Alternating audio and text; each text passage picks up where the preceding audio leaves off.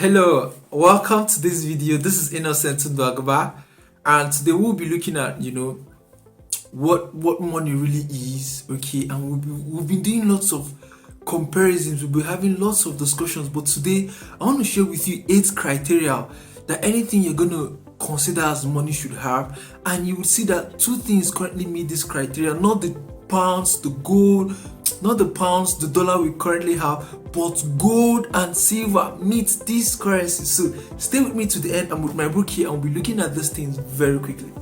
Now, I want you to know firstly that currency is just legal tender. Yes, and it's simply because the government has asked us to accept this as legal tender. That's why we're accepting it. Secondly, I want you to know that legit money has criteria, very important criteria, and these are the things we'll be looking at quickly in this video.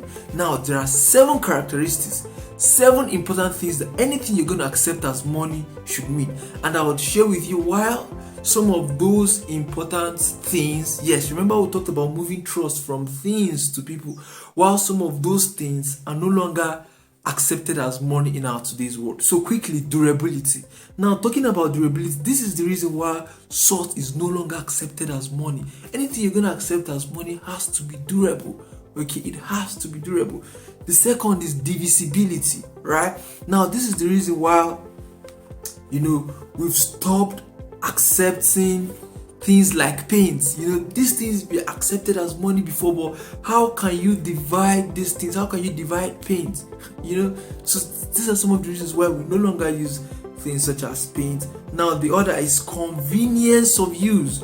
Convenience of use. That is why we no longer use copper or lead as money, right? How convenient is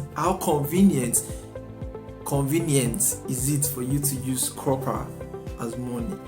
Consistency in value, which is the reason why things such as estate. Remember we talked about something that happened in the United States, the subprime mortgage crisis of 2008, right?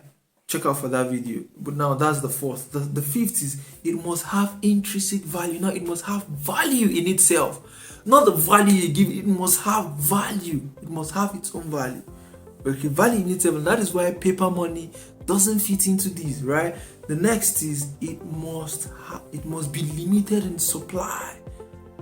It must be limited in supply, and that is why you see we no longer use things like crooks for money, and even the current paper money we use, it's not limited in supply, it's unlimited. The government can just wake up one morning and print more of it. Lastly, it should have a long track record of acceptability. When did we introduce paper money? You remember when we talked about President Nixon?